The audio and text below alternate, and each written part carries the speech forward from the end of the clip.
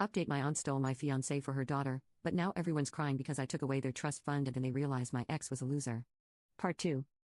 And here we are today. In fact, things have improved, and there's a cherry on top, just wait for it.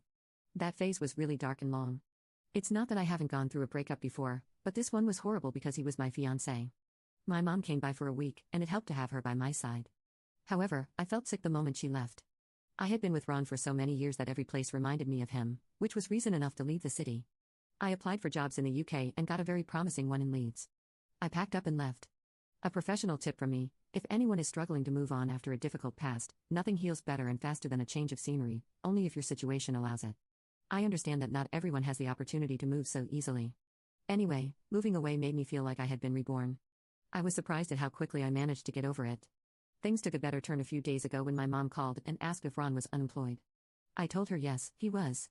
I mean, not unemployed, but he left his job a year ago to pursue his passion for writing.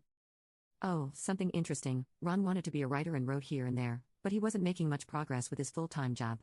So, I decided to help him build a career around writing. We had an agreement where I would work full-time while he laid the foundation for his venture, and eventually, I would quit my job so that we could both work on our own business.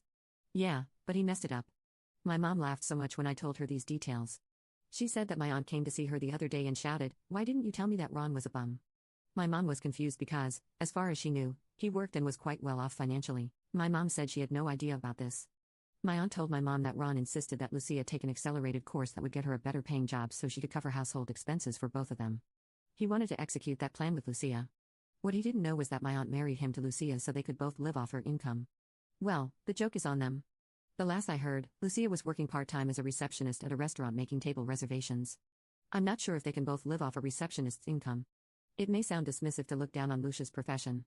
Well, maybe it is, maybe it isn't, I don't care. I'd love to see the disappointment and anguish on my aunt's face when the truth about Ron comes to light. There's another layer to this: my aunt was the mistress of my dad's father, and when he died, his legal wife kicked them out of the house. That's why my aunt lived with my grandparents. They were living off my grandparents' pension, and sometimes my dad and uncle helped them financially. Lucia has always been a silly girl. She doesn't like to work or isn't capable of doing it.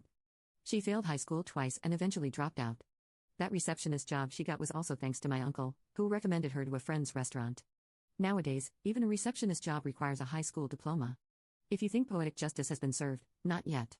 After I finished grieving, it was time to act. He was still at his job when we bought a trust fund that we were going to use later for our business. I had full access to that trust fund because I handled our finances. I was putting money in there every month. I'd say that 20% of the money in that trust fund was his. I liquidated that entire fund when I found out about his infidelity. He has no idea that the fund no longer exists. He's still delusional, thinking he'll get the money from there because he told Lucia that once my anger subsides, he'll reach out to me and get his 50% of the trust fund. Delusional. If you think I'm a scammer, well, I'm not, because I spend an equivalent amount of money on Ron during his tough days. After Ron left his full-time job, it was very hard for him to get writing gigs. It was difficult for him to make ends meet, so I gave him access to one of my spare accounts where I was saving some money for his monthly expenses. I supported him with all my means. I believe what I did was fair. If we had been married, I would have received alimony. This trust fund was the closest thing because we were almost married. Now I wonder about his future entrepreneurial plans. He has no savings, and he has no job. Not my problem anymore.